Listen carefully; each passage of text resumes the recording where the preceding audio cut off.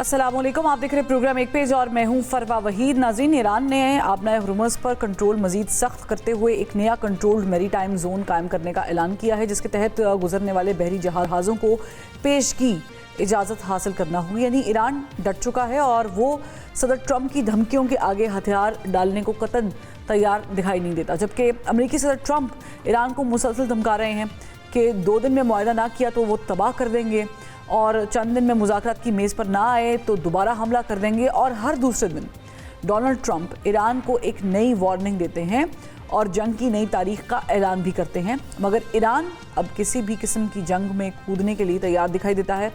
जबकि सदर ट्रंप अमन मुआहदा करके इस जंग को लपेटना चाहते हैं। इसकी वजह से शायद ये भी एक रीज़न हो सकती है कि अमरीकी अवाम इस जंग के हक़ में नहीं है। यही वजह है कि अमरीकी सेनेट में ईरान की नाकाबंदी ख़त्म करने और फ़ौजें वापस बुलाने की करारदाद मंजूर की गई।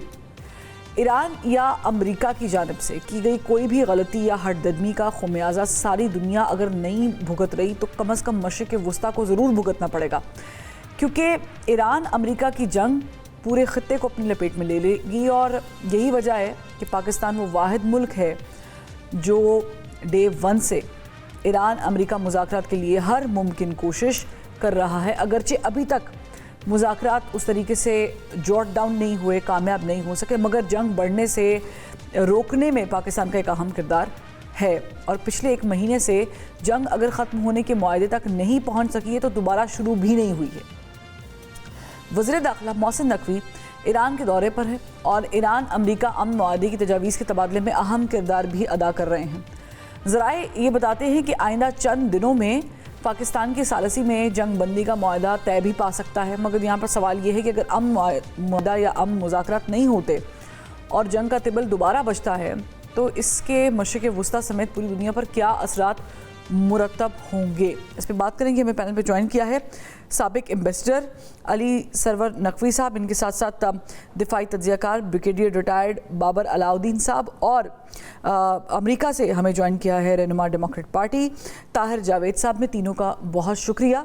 जैसा कि मौजू शुरू में डिस्कस कर लिया, ईरान अमेरिका जंग है, लेकिन उससे पहले जो फ्रीडम फुटेला के लोगों को पकड़ा हुआ है, जिसमें फैसल ईदी के साहबजादे ईदी साहब के जो बेटे के बेटे हैं साद ईदी, वो भी इसमें शामिल हैं, उसका जिक्र कर लेते हैं। ब्रिगेडियर साहब, इट्स वेरी इम्पॉर्टेंट कि गज़ा के लोगों के लिए इमदाद का फुटेला जाता है और उस वक्त ना यूएन कोई बात करता है जब उनको पकड़ा जाता है। वो वीडियोज़ आई एम श्योर आपने भी देखी होंगी सोशल मीडिया पे कि किस तरह जो इजरायली मिनिस्टर है वो ज़दोकोब कर रहे हैं। बाकायदा तौर पर स्पेन ने, इटली ने इसकी बिल्कुल मजम्मत की है, बरतानिया ने की है कि उनके शहरी भी मौजूद हैं और भी मुख्तलिफ ममालिक से हो रहा है। लेकिन यहाँ पर यूएन को नहीं बुलाया जाता मार्को रूबियो की तरफ से। पर अगर ईरान की नाकाबंदी की बात है तो फिर उस पर वो ट्वीट भी कर देते हैं, वो बता भी देते हैं, वो मीडिया पर आकर भी कह देते हैं कि इस पर आलमी तंजीमें जो हैं वो किरदार अदा करें। ऐसा क्यों है? जी बहुत शुक्रिया आपका। ऐसा इसलिए हम सबको होता है, ऐसा क्यों है? अमेरिका कभी भी नहीं करेगा। कैसे इसराइल की मुखालफत कर सकता है? ये बात एक ऐसी है जो रोज़े रोशन की तरफ वाज़ेह है, इसमें अभी कोई लॉजिक नहीं है। इसको इस तरीके से डिस्कस करने का भी अभी किसी को क्या फ़ायदा हो सकता है सिवाय इसके कि आप मज़ीद एक्सपोज करें इसराइल को। अमेरिका ने इसराइल को क्यों कंडेम करना है? अमेरिका ने वहाँ पर फ्रीडम फ्लोटिला के लोगों को पकड़े जाने को मीडिया को क्यों बुलाना है? सब कुछ तो करावन से होता है। इसराइल कि उनके लिए क्या हैसियत है, नेतन्याहू की क्या है, नेतन्याहू और मार्को रूबियो का क्या आपस में ताल्लुक है, ये हम सबको पता है। इसलिए ये कोई नई चीज़ नहीं है। फ्रीडम फ्लोटिला के लोग वहाँ पर जाते हैं, ये फर्स्ट टाइम नहीं है, 3rd 4th टाइम है, उनको वो पकड़ लेते हैं, उससे हासिल कुछ भी नहीं होता, वो इमदाद पहुँच भी नहीं पाती। हाँ, एक चीज़ का ज़रूर फ़ायदा होता है कि मज़ीद आप इसराइल को एक्सपोज करते हैं। उसका यूएन अगर एक्शन नहीं भी ले रहा, यूएन ने कभी भी इसराइल के खिलाफ एक्शन नहीं लिया, आइंदा भी मुश्किल लगता है। लेकिन ये ज़रूर होता है कि अभी बरतानिया और यूरोपीय ममालिक जैसे वो मुल्क जो कि हमेशा से इसराइल के हामी रहे हैं, उनको सपोर्ट और प्रोटेक्ट करते रहे हैं, उनको ज़रूर एहसास अभी होना शुरू हो गया है कि इसराइल असल में है क्या, किस तरह की ये रियासत है, किस तरह का इनका माइंड सेट है। क्योंकि उनके अपने लोग अभी पकड़े जाते हैं। जब आग जब घर तक पहुंचे तो फिर सबको तपश महसूस होती है। बाकी लोग तो मुसलमान ममालिक या इसराइल के चंद एक मुखालिफ जो दुनिया में है वो तो पहले भी करते रहे हैं। फ्रीडम फ्लोटिला ने कितनी इमदाद ले जानी थी वहां पर, क्या उनकी ले जाने वाली इमदाद से गजा के लाखों मुसलमान क्या उनके पेट भर जाते हैं? कभी भी नहीं।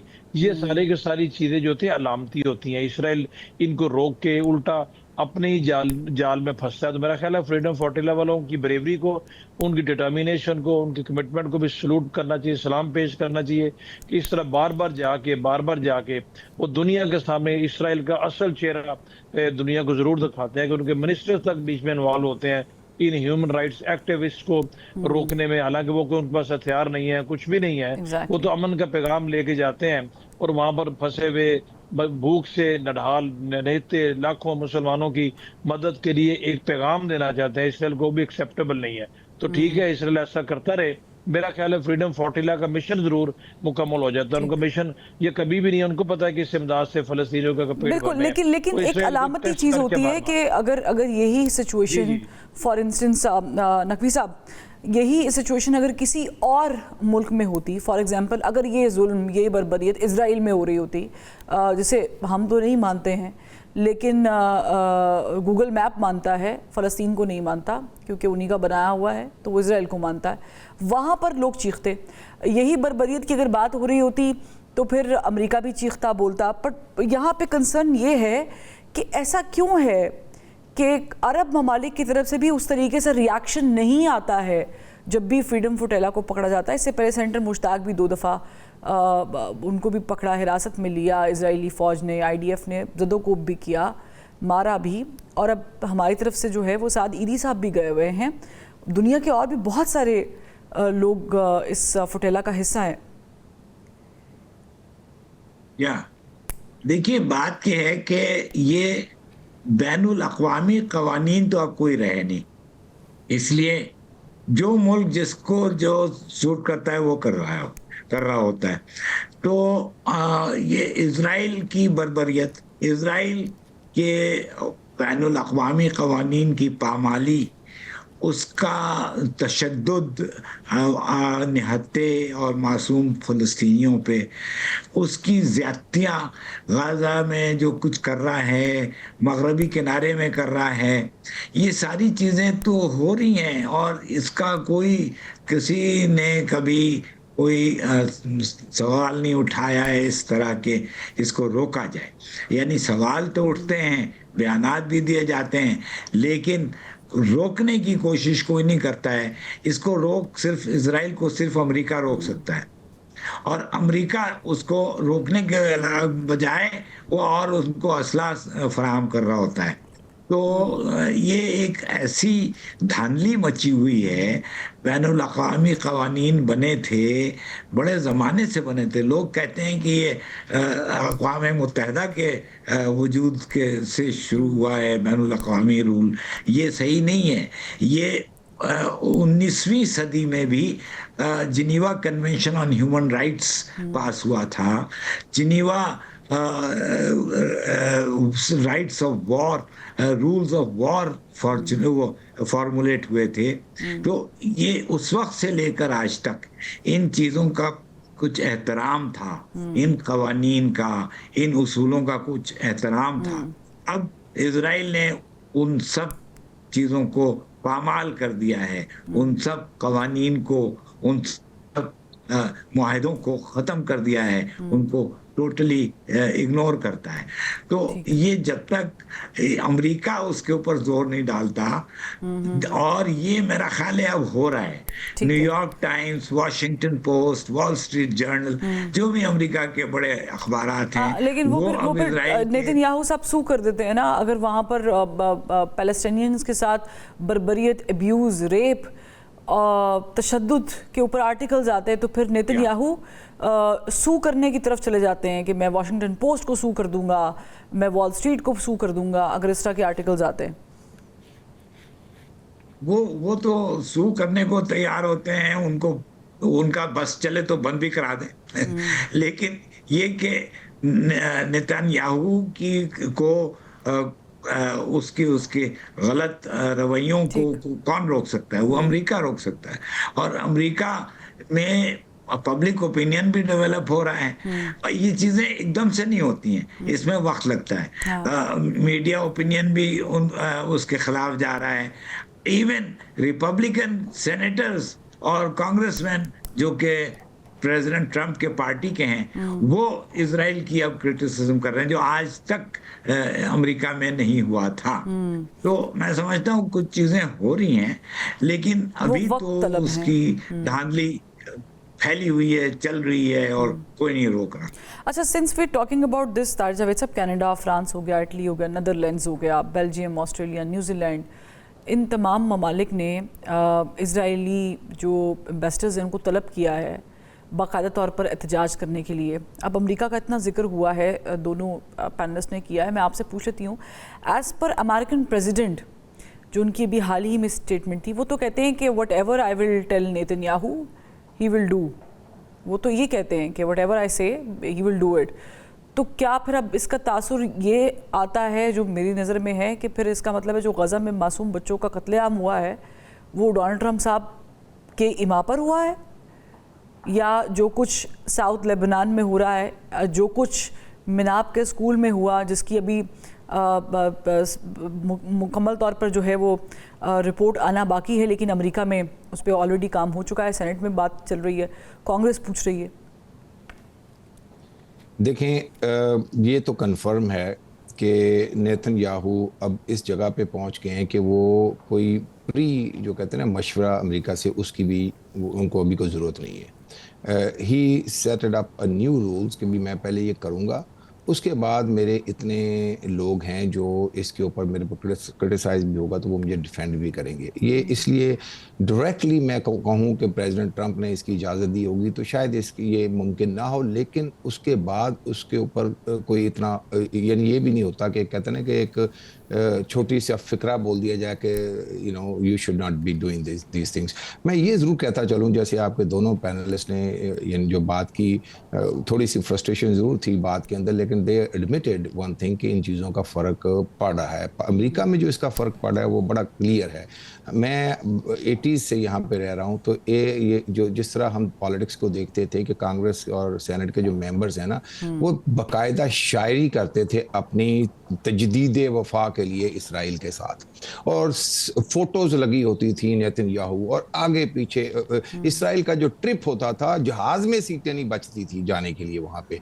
अच्छा, अब सिचुएशन ये है कि कम अज कम 50 के करीब मेंबर ऑफ कांग्रेस अग्री हैं इस चीज़ के ऊपर कि ये जो एड है इसराइल की वार के ऊपर, जो वेपन उनको बेचने चीज़ों को बंद किया जाए। अच्छा, ये बंद करना तो ऑलमोस्ट ऐसे ही था, किसी को कहना कि तो खुदकुशी कर रहे, और ये मेंबर्स खुदकुशियां कर रहे हैं। कैसे खुदकुशियां कर रहे हैं कि ये लोग जब इन चीज़ों पे साइन करके खड़े होते हैं ना, तो इनकी अगले इलेक्शन के अंदर सीटें जो है ना डेफिनेटली मिनिमम थ्रेट जो है 50-50 पे चली जाती है। इस वक्त हम एक member of Congress L green की ह्यूस्टन की सीट के ऊपर इतनी जद्दोजहद कर रहे हैं। इस शख्स का पिछले 20 साल में इसके सामने कोई इलेक्शन में खड़ा ही नहीं होता था, अनअपोज फॉर 20 ईयर्स। आज गजा के साथ खड़े होने के ऊपर और ट्रंप को इम्पीच करने के ऊपर, इन्हीं इश्यूज के ऊपर उस बंदे के इलेक्शन में टॉस अप सिचुएशन है कि शायद वो इलेक्शन 4 दिन बाद हार भी जाए। अच्छा। ये क्यों हुआ?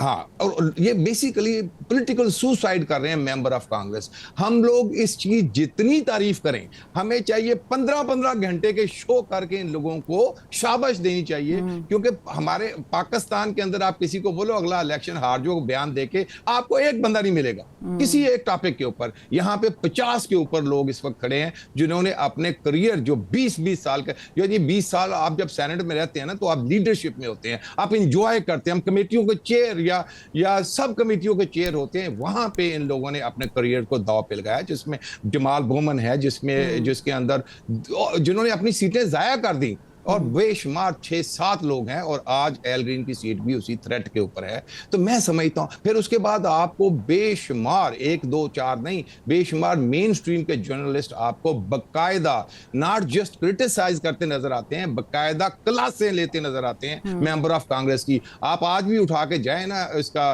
जो सेनेट फ्रॉम टेक्सास, उसका एक इंटरव्यू देखें मैम, तो आपको पता चल जाएगा, कपड़े उतार दिए उसने मुकम्मल तौर पे उसके, कि भाई आप क्या बात करते हैं, आप रिलीजन को दरमियान। तो चीज चेंज तो हो रही है, जिस तरह चेंज हो रही है, देख रहे हैं 400 मेंबर कांग्रेस, 400 कुछ, और यानी 500 में से अगर 50, तो हमने 10% इसके अंदर गेन कर लिया है। यानी ये 10% अगर गेन है ना, तो ये इसी तरह चेंज होता है। जैसे आपने अपने ओपनिंग में बोला ना कि सेनेट के अंदर 4 लोगों ने वार को लिमिट करने के ऊपर वोट दे दिया। आपके ही शो के अंदर तकरीबन 1 महीना पहले जब जी आपने कहा था कि ये एक्सरसाइज हो जाएंगे, ये 1 मेंबर से 4 हुए हैं, तो 4 से जब 10 होंगे तो कानून चेंज हो जाएगा।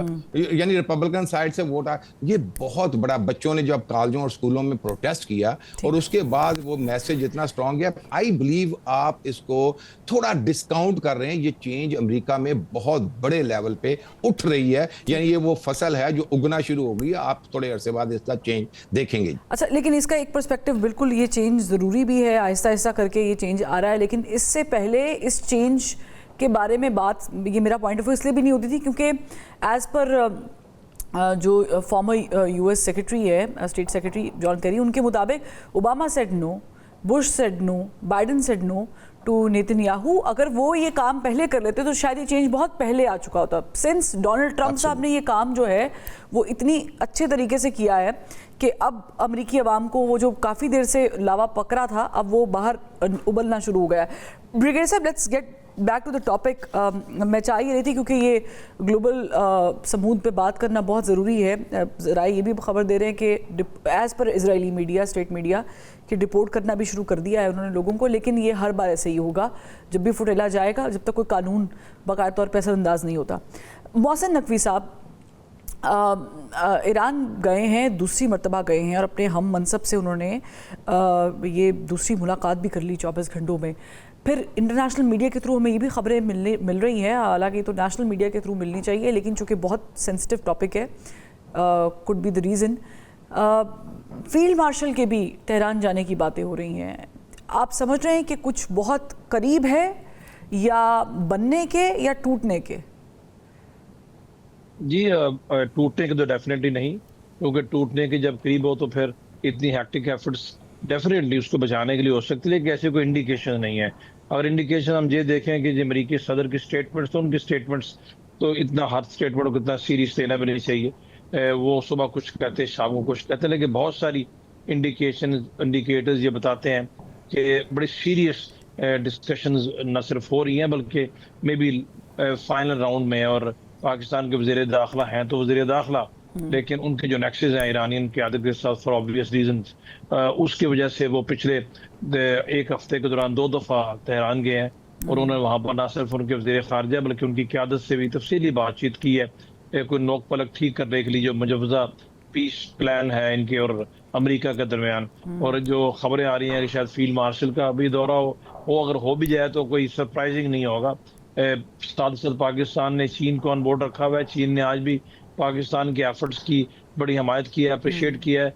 आपको पता है कि प्राइम मिनिस्टर भी परसों चीन जा रहे हैं, वो भी एक इम्पोर्टेंट इसमें इशू होगा, बिकॉज हाल ही में पिछले दिनों डोनाल्ड ट्रंप वहाँ से होके आए हैं और व्लादिमीर पुतिन का भी चीन का दौरा। तो ये सारी की सारी जो जितने दौरे मुलाकातें हैं, इसमें centre stage definitely Iran America जंग है, क्योंकि देखिए इस जंग के बड़े मौलिक असरात ऑलरेडी दुनिया पर इस वक्त भी दुनिया उनको फेस कर रही है। इकोनॉमीज की बहुत बुरी हालत है, बहुत तेजी से तेल की कीमतें बढ़ने की वजह से एनर्जी क्राइसिस है, और बहुत तेजी से जो फूड सिक्योरिटी के इश्यूज सामने आ रहे हैं, सतह गुरुबत से लोग बहुत नीचे चले गए हैं। बहुत कंसर्न है और ये बहुत देर तक सिचुएशन चल नहीं सकती। लोग कहते हैं अगर आज भी ये पीस पैक्ट हो जाए तो इसके असरात खत्म होने में शायद 1 साल तक लग जाए। नहीं, मैं माजरत चाहूंगी कदा कलामी की, ये तो हम दुनिया उस नहज पे पहुंच चुकी है कि जब रेवोल्यूशन, फ्रेंच रेवोल्यूशन की बात हम करते, किताबों में ही पढ़ा हुआ था, लेकिन उसके पीछे तो एक और हिकमत अमली थी। लेकिन अगर ये मजीद कंटिन्यू करता है तो बहुत सारे मुल्कों में रेवोल्यूशन आ सकता है, क्योंकि बहुत बुरे हालात खास करके थर्ड वर्ल्ड कंट्रीज में हो रहे हैं। ये फ्रस्ट्रेशन जो होती है, frustration can lead to anything. कब तक लोग ऐसे, लोगों को खाने को नहीं कुछ मिलेगा, तो फिर तो हालात बहुत खराब हो गए। देखिए आज की खबरें हैं कि बांग्लादेश में सीरियस एनर्जी क्राइसिस हो गए, वहां पर इंडस्ट्री बंद होना शुरू हो गई है। तो ये बड़े बड़े मुल्क की आबादी वाले, पाकिस्तान, बांग्लादेश है, ऐसे मुल्क है जहाँ पर करोड़ों लोग रहते हैं और एक सिर्फ खुदा ना खासा चंगारी फेंकने की जरूरत होती है। इसलिए जंग को भी रुकना है और इंशाल्लाह ये रुकेगी। और जैसे आपने अपने बधाइये में बताया, अगले चंद घंटे इंपॉर्टेंट हैं, 2 से 3 दिन, उसमें होपफुली कोई ब्रेक थ्रू इसमें होगा, बिकॉज पाकिस्तान मुसलसल अमेरिका के साथ भी राब्ते में। अमेरिकन सजेशंस अभी आई हैं। ईरान ने, अच्छी बात यह है, ईरान ने अभी उनकी हर जो स्टेटमेंट है या उनकी जो इस तरफ जो उनका रिएक्शन है वो जाहिर कर रहा है कि वो भी चाहते हैं कि अमन मुआहिदा हो जाए। अमेरिका की तरफ से भी अमेरिकी सदर की स्टेटमेंट जिसका आपने जिक्र किया, अभी उनकी एक और स्टेटमेंट है कि हम ईरान के साथ दोबारा से मुआहदे के करीब है और ये हमका हो जाएगा और इस तरह की बातें। तो मैं पूरी उम्मीद हूँ इंशाल्लाह कि ये जो लास्ट डिच एफर्ट्स हैं, ये एफर्ट्स इसको मंथ की अंजाम तक पहुंचाने के लिए है। और आप एक और चीज़ इंपॉर्टेंट आखिरी बात में करके दूसरे हमारे जो पार्टिसिपेंट हैं उनको यकीनन मौका आपने देना होगा कि जो अमरीकी सदर का ये कहना कि जंग जो मैं शुरू करने वाला था दोबारा ईरान पे हमले मैंने रोके हैं, कतर, सऊदी अरेबिया और साथ ही साथ इन यूएई के कहने पे, देखिए खलीजी ममालिक की तरफ से भी अमेरिका के ऊपर कितना प्रेशर है कि जंग शुरू नहीं करनी। उनको पता है इसके रिपरकशंस क्या होंगे और ये प्रेशर वो कभी भी इग्नोर नहीं कर सकते। तो ये अच्छे इंडिकेशंस है, एटलीस्ट कुछ प्रेशर डेवलप तो होना चाहिए। यानी आप कह रहे हैं कि अगर आसिफ मुनीर साहब दौरा तेहरान करते हैं, ईरान जा रहे हैं, वज़ीर दाखिला ऑलरेडी वहाँ पर मौजूद होंगे, तो इसका मतलब है कि we very close to wind up something and that is going to be the probably the uncalled third world war, जो कि मेरे ख्याल से तो मुस्लिम वर्ल्ड वॉर होनी चाहिए, क्योंकि ये सिर्फ मुसलमानों को लड़ाने के लिए थी। एनीवेज, एक ब्रेक लेते फिर वापस आते और बाकी गेस्ट की तरफ जाएंगे।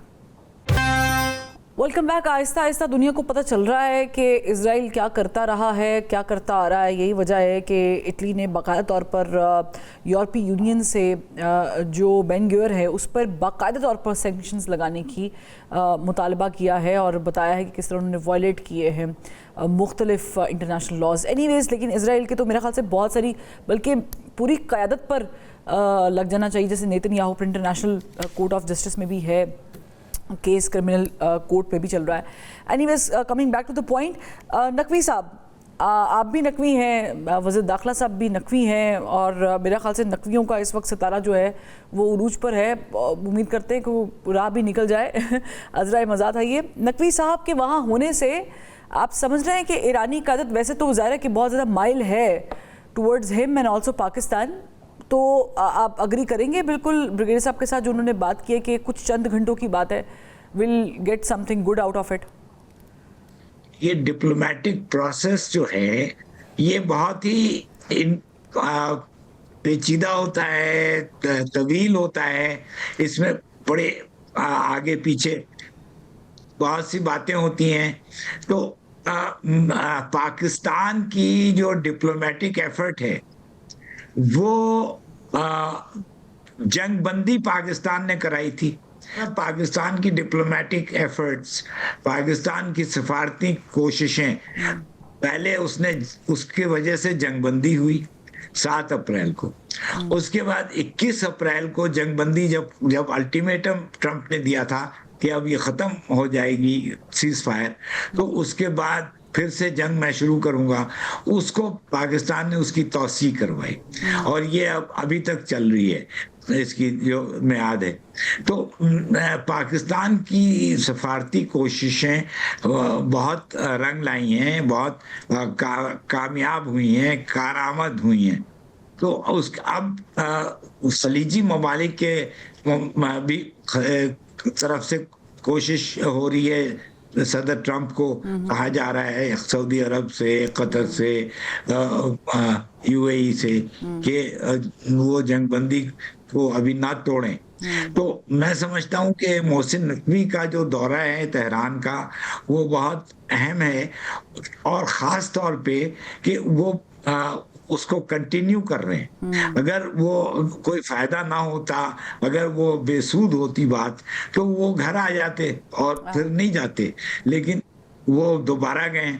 और फिर अब जैसा आप कह रही हैं फील्ड मार्शल आसिम मुनीर के जाने की बात हो रही है, तो मैं समझता हूँ कि ये बड़ी ज़बरदस्त कोशिश है और ये बहुत ज़बरदस्त इनिशिएटिव है पाकिस्तान का, और इंशाल्लाह ये कामयाब होगा। ये इनिशिएटिव आगे चलेगा और जंगबंदी भी रुकी रहेगी, कायम रहेगी, और मुआहदे की तरफ भी ये जाएंगे मसले तो मैं तफसील बता सकता हूं, लेकिन मसले तो सबको पता है। एक हुर्मुज का है, एक जौहरी प्रोग्राम का है, और ईरान के कॉम्पनसेशन का है, सैंक्शंस के उठने का है। एग्जैक्टली जो तो ये हिमायत सब करते बातें, ग्रुप्स हैं उसको ख़त्म करने का है, उनको असलहा ना फराहम करने का है, बैलिस्टिक जी, मिसाइल जो बिल्कुल। प्रोग्राम है उसको महदूद करने का, ये तो वही सारे मसाइल हैं जो ईरान, बाय द वे तार जावेद साहब, जेनेवा में ये बात तो हो चुकी थी, almost they were very close to that,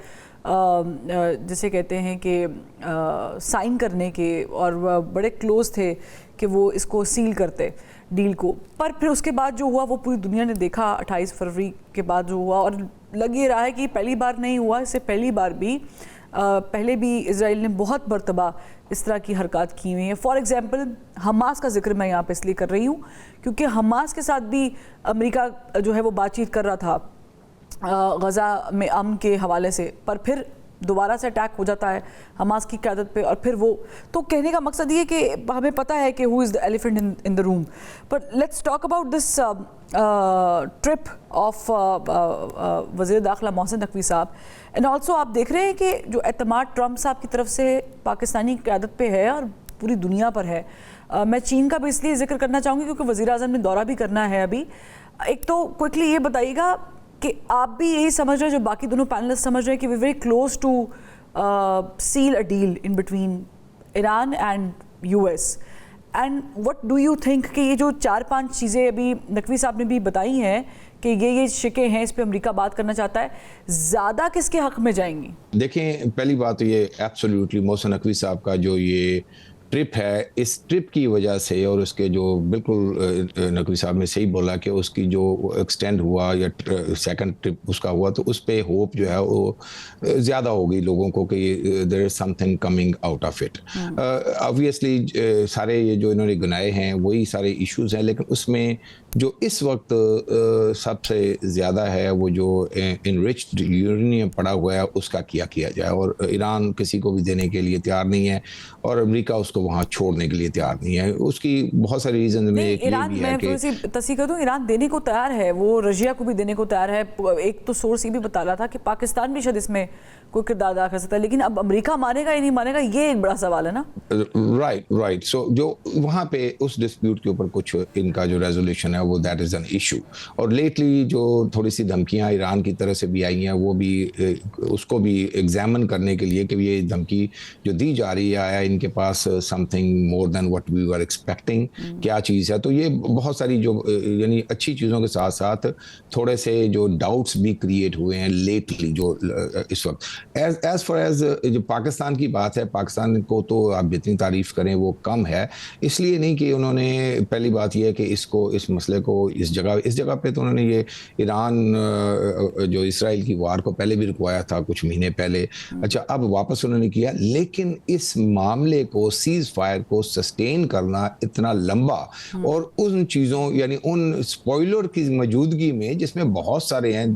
15 गिनाए जा सकते हैं इसके अंदर, जिसमें आप शायद जिनको विक्टिम समझ रहे हैं उनमें स्पॉइलर्स भी मौजूद होंगे, उसके बावजूद पाकिस्तान ने इसको इतना लंबा ले जाके आज भी होप को मेंटेन किया हुआ दुनिया के अंदर।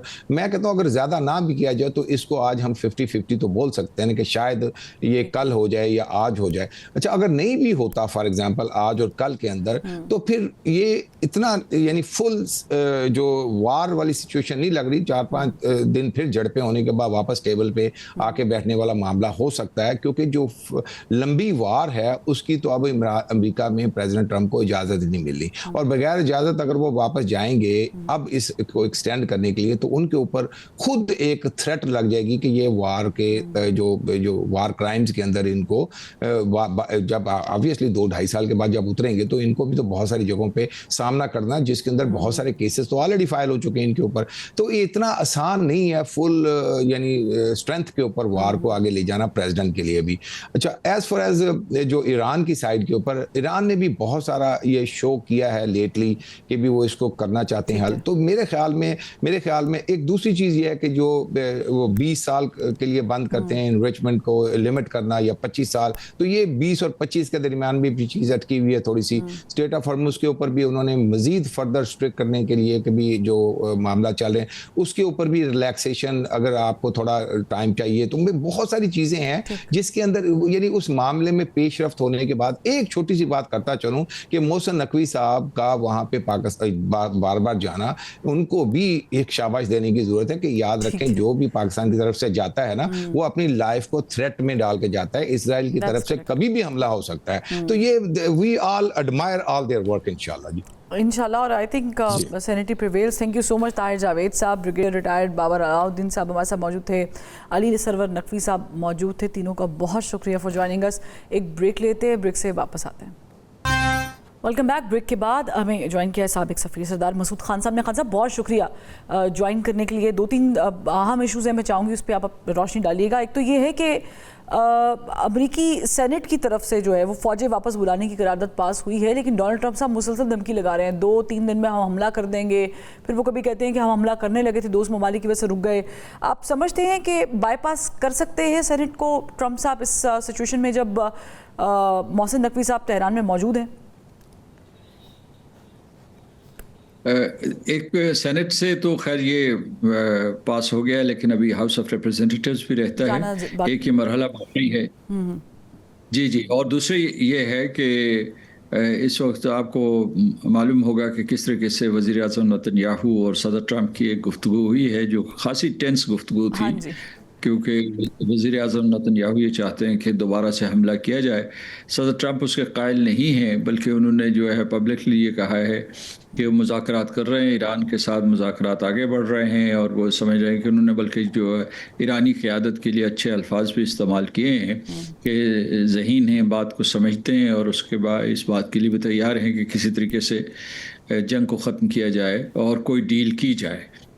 तो ये है कि अमेरिका भी सोच रहा होगा कि अगर दोबारा हमला करेगा तो उसके क्या अहदाफ हैं और किस तरीके से मुकम्मल होंगे, क्योंकि जो थोड़ी बहुत पेशरफ्त हो रही है वो भी नामुमकिन हो जाएगी। तो सदर ट्रंप की मुझे इस वक्त ये तरजीह लग रही है कि मुज़ाकरात आगे बढ़ें। वो जो हॉक्स हैं ख़ुद उनकी एडमिनिस्ट्रेशन में, और इसराइल को मुतमईन करने के लिए वो इस किस्म के बयानात देते रहते हैं जिसमें जो है फ़ौजी कार्रवाई का दोबारा से जिक्र किया जा रहा है। लेकिन ये है कि लगता नहीं कि दोबारा हमला करेंगे, क्योंकि उससे कोई मकसद हल नहीं होता नज़र आता। तो यानी कि वो जो पहले भी बता रहे थे हमने मकसद हासिल किए, फिर वो मकसद वो बता नहीं सके, तो आप कह रहे हैं कि अभी को मकसद हासिल नहीं होगा। और वैसे भी दुनिया में अमन कभी भी फ़ौजी ताकत से आया नहीं है, हमेशा बातचीत से आया है। चाइना बहुत इम्पॉर्टेंट है इस वक्त इस पूरी सूरत हाल में, और चाइना के रिसेंटली बहुत सारे मुख्तलिफ ममालिक के सरबराह ने दौरे भी किए हैं। सदर ट्रंप भी इसमें शामिल है, पुतिन भी शामिल है, वज़ीर आज़म पाकिस्तान भी बाय द वे 23 को जो है वो चाइना जाएंगे। आज हम बाय द वे पाक चीन दोस्ती के भी 75 साल मना रहे हैं। आप कैसे देखते हैं, क्योंकि चाइना बड़ा खामोश है, बड़ी नपी तुली गुफ्तगू कर रहा है, उनका स्टाइल ज़रूर है डिप्लोमेटिकली, लेकिन आप समझते हैं कि इतने सारे दौरे चाइना के हो चुके हैं पर उस तरीके से कोई नतीजा निकला नहीं इस जंग पर? ये जो भी दौरे हुए हैं वो इस जंग से मुताल्लिक नहीं थे। सदर ट्रंप बड़े अरसे से प्लान कर रहे थे कि चीन में उनकी मुलाकात हो सदर शी जिनपिंग से। उनके दो तरफा मामलात हैं, ख़ास तौर से तिजारत से मुताल्लिक और ताइवान से मुताल्लिक, तो वो ज़ेर बहस आए, और ज़ाहिर है कि ईरान की जंग भी ज़ेर बहस आई, और उस सिलसिले में चीन का मौक़िफ़ बहुत वाज़ेह और दो टोक है। वो ये कहते हैं कि ये जंग शुरू नहीं होनी चाहिए थी, शुरू हो गई है तो अब इसे ख़त्म करना चाहिए। चीन इस वक्त पस पर्दा बहुत ही अहम किरदार अदा कर रहा है, और यानी जो पाकिस्तान की सफारतकारी है उसकी हिमायत कर रहा है, उसकी पूरी भरपूर मदद कर रहा है। तो वो वैसे खामोश नज़र आ रहा है, लेकिन चीन मुतहर्रिक है। रूस के साथ जो कलामी की माफ़ी चाहूँगी, लेकिन पहला दौरा चीन जो उन्होंने करना था ट्रंप साहब ने, उन्होंने डिले इसलिए किया था, उसको कैंसिल आउट इसलिए किया था, और साथ ही स्टेटमेंट दी थी कि I want a big hug from Xi Jinping on this matter, कि मैं इसको क्लोज करके ईरान को फिर जाना चाहता हूँ। तो आप कह रहे हैं कि ये बिल्कुल सोली ट्रेड के ऊपर मबनी था ये वाला दौरा, इसमें ईरान का कोई अमल दखल नहीं था, अमेरिका ये डिस्कस ही नहीं करना चाहता था। नहीं, ये मैंने नहीं कहा। मैं ये कहना चाहता हूँ कि जो सर फहरिस्त थे वो उनके दो मामला थे, तिजारत के और उसके अलावा ताइवान के। तीसरा मसला जो है वो यकीनन जो है उसमें ईरान की जंग थी, और सदर ट्रंप के बयानात के ऊपर इतना ज़्यादा एतबार भी नहीं करना चाहिए। उस वक्त उन्होंने ये भी कहा था, अगर आपको याद होगा, कि मैं हालत जंग में नहीं जाना चाहता। यानी इस वक्त जो है, चूँकि वो कमांडर इन चीफ थे, जंग जो है ज़ोरों से जारी थी, तो इस वजह से इस हालत में वो चीन नहीं जाना चाहते थे। चीन जब वो पहुँचे तो लोगों ने उनसे पूछा कि चीन इस सिलसिले में कोई आपकी मदद करेगा, तो उनका हमें तो किसी की मदद की ज़रूरत नहीं है। यानी उन्होंने चीन की अगर कोई मदद चाहिए भी थी तो उसे ठुकरा दिया था। लेकिन गुफ्तगू हुई वहाँ, और ख़ासी टेंस गुफ्तगू हुई, और उसमें जो चीन है उसने इसरार किया कि जनाब आप ये जंग बंद करें, और ये जो आपने रास्ता इख्तियार किया है इसका सफारतकारी का या सालसी का, ये बेहतर रास्ता है। एक और चीज़ जो है, सदर पुतिन जब वहाँ गए हुए हैं और उसके बाद जो उनकी वहाँ मुलाकातें हुई हैं, उनमें ख़ास तौर से दोनों रहनुमाओं ने, सदर शी जिनपिंग ने और सदर पुतिन ने, बहुत सख्त पैगाम दिए हैं अमेरिका के, उनका कि जंगल का कानून नहीं नाफिज किया जा सकता। इस तरीके से जंगजू ताकत जो है वो दूसरी जो है मिडल पावर्स जो है या डेवलपिंग कंट्रीज, उनको इस तरीके से आगे बढ़ने से नहीं रोक सकती। और फिर जो है उन्होंने सख्त लहजा इख्तियार किया जिसमें ज़ाहिर है निशाना अमेरिका था, और उन्होंने कहा कि इससे जो है पूरे का पूरा आलमी निज़ाम बिगड़ रहा है। और ये दो मुल्क उभरे हैं कि जो एक किस्म की एक मुतबादिल क़ुव्वत के तौर पर अपने आप को पेश कर रहे हैं, और ये भी कह रहे हैं कि वो आलमी निज़ाम की हिफाजत करेंगे।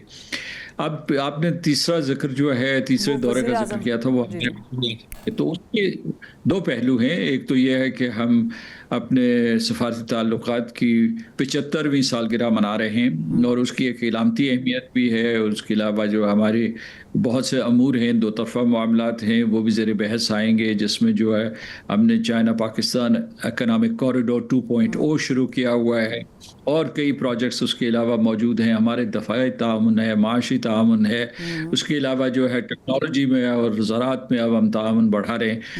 लेकिन दूसरे जो है पाकिस्तान और चीन के आपस में जो इश्तराक और ताउन है, उसकी ये इस जंग के दौरान भी देखा गया। आपको याद है कि जब पाकिस्तान ने जी डॉक्टर साहब वहाँ गए थे, पाकिस्तान ने पहले जो है इलाकाई कंसेंसस यहाँ पैदा किया, जिसमें मिस्र, तुर्की, सऊदी अरब आए थे, और उसके बाद फ़ौरन बाद हमारे नायब वज़ीर आज़म चीन चले गए थे, और उसमें एक 5 नुकाती फार्मूला या कम्युनिके हुआ था।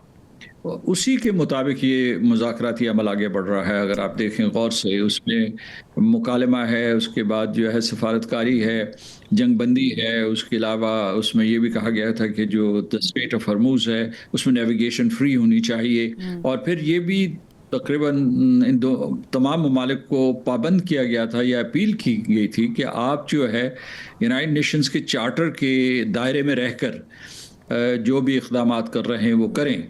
और उसमें बिलखसूस जो है उसमें ज़िक्र किया गया था कि जो ममालिक इस खत्ते के हैं उनकी खुद मुख्तारी, इलाक़ाई सलामती, इलाक़ाई यकजहती और पॉलिटिकल इंडिपेंडेंस जो है उनको मजरूर ना किया जाए। तो मैं समझता हूँ कि ये जो आप ये नहीं कह सकती कि जो है जो ये दौरे हैं ये बिल्कुल नाकाम हो रहे हैं या इनमें ये बेनतीजा हैं। इसमें यह है कि इस वक्त सूरत हाल सख्त कशीदा है।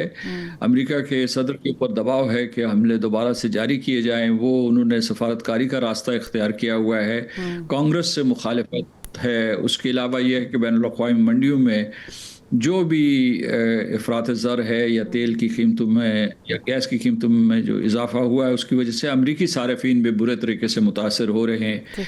और फिर जो है अमेरिका की अपनी क़यादत के ऊपर इतने सवाल उठ रहे हैं कि इस जंग के नतीजे में फौरी तौर पर अमेरिका आ गया है, इससे पहले हमने अमेरिका को एज अ सुपर पावर कभी भी इतने वीकेस्ट पॉइंट पर शायद ही देखा होगा या दुनिया ने उसको एक्सपीरियंस किया होगा। जिस अभी हम एज पर नाउ जो अभी सिचुएशन पर हम बात कर रहे हैं, जब हम बात कर रहे हैं अमेरिका की कमज़ोरियों की जो कि इस जंग में ज़ाहिर के उभर के सामने आई हैं, नवंबर में मिड टर्म्स भी हैं, तो डोनाल्ड ट्रंप साहब की मकबूलियत तो ऑलरेडी वॉर की वजह से बड़ी मुतासर हुई है। आप इसको कैसे देख रहे हैं?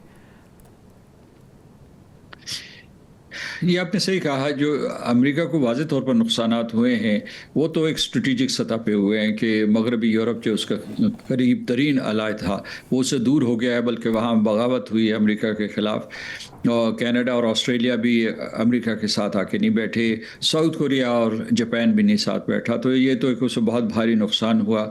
चीन और रूस जो है वो वैसे ही उसके मद्दे मुकाबिल हैं। लेकिन एक और जो है एक थियरी दी जा रही है, मिसाल को आज एक मजमून जो है डेविड इग्नेशियस जो है उन्होंने लिखा है, उनका कि अमेरिका जो है वो जब गिर कर संभल जाता है कि वो अभी भी सुपर पावर है और उसका जो डाउनफॉल नहीं, वो ये कहते हैं कि वो ये जो है उनका डाउनफॉल जो है वो अपहिल है एक तरीके से। खैर ये मेरा ख्याल है कि इसमें खुशफहमी भी हो सकती है, लेकिन ये अपनी जगह पे बात दुरुस्त है कि अमेरिका की अभी भी 800 मिलिट्री बेसेस मौजूद हैं सारी दुनिया में। बहरुल कायल होता है, बहरे ओक़यानूस हो, ये बहरा हिंद हो, या उसके अलावा सारी दुनिया पे मुहित हैं। और उसके अलावा ये है कि टेक्नोलॉजी के मैदान में भी वो सबसे आगे हैं। इस वक्त जो उनके लिए सबसे ज़्यादा बात बायस तशवीश है वो ये कि इस तमाम बरतरी के बावजूद चीन इतनी रफ्तार से आगे बढ़ रहा है और कई ऐसे शोबे हैं जिसमें वो न सिर्फ परफॉर्म किया उसने अमेरिका के मुकाबले में, बल्कि आउट परफॉर्म कर लिया है। वो जामियात हों, टेक्नोलॉजी हो, उसके अलावा जो है उसमें जो एक चीन ने कोई तकरीबन 140 मुल्कों का एक नेटवर्क बना दिया है under the banner of belt and road initiative. तो ये अमेरिका के लिए बायस तशवीश है, लेकिन जो लोग ये बेट कर रहे हैं कि इसके बाद अमेरिका शायद बिल्कुल कमज़ोर पड़ जाएगा, ये दुरुस्त नहीं है। अमेरिका की एक और कमज़ोरी जो मैं आपको बताना चाहता हूँ वो उसका इसराइल के ऊपर इन्हिसार है, और उसमें अमेरिका के अंदर जो है राय आमा तकसीम हो चुकी है। वो कांग्रेस हो, वो एडमिनिस्ट्रेशन हो, वो अवामुन्नास हों, वो सारे के सारे जो है ये जो गैर मशरूत तौर पर अब तक अमेरिका इसराइल की हिमायत करता रहा है, और इसी पॉलिसी की वजह से उन्होंने गज़ा में कत्ल आम या जेनोसाइड जो था उससे सरतनज़र किया। उसके अलावा अभी जो लबनान में कत्ल गारत हो रही है उसके ऊपर अमेरिका जो है कुछ नहीं उनको कह रहा, जवाब दे नहीं ठहरा रहा। तो इसके बारे में अमेरिका में एक शदीद रद्द-ए-अमल हुआ है। इससे जो है आने वाले महीनों में, मैं समझता हूँ इसी साल में और उसके बाद आने वाले सालों में अमेरिका की दाखिली सियासत के ऊपर भी बहुत असर पड़ेगा और आलमी निज़ाम पर भी। ठीक, यानी कि अब हम कह सकते हैं जो जहाँ से बात स्टार्ट की थी कि अमेरिका इस वक्त अपनी वीक पोजीशन पर है। ये तो नहीं कहा जा सकता कि अमेरिका ख़त्म हो जाएगा या उसकी पार ख़त्म हो जाएगी, लेकिन किसी तरीके से थोड़ी बहुत कर्टेल ज़रूर की जा सकती है और हो भी रही है, वो उनकी अपनी गलतियों की वजह से। बहुत शुक्रिया सरदार मसूद खान साहब हमारे साथ मौजूद थे और उन्होंने बड़ी डिटेल में समझाने की कोशिश की कि इस वक्त आलमी दुनिया में जो पिक्चर चेंज हो रही है उसके पीछे क्या क्या मुहर्रिकात हो सकते हैं, और ईरान जंग पर ख़ास करके बड़ा अच्छा गाइड किया। प्रोग्राम का वक्त ख़त्म हो गया, अगले हफ्ते मुलाकात करते हैं। अल्लाह हाफ़िज़।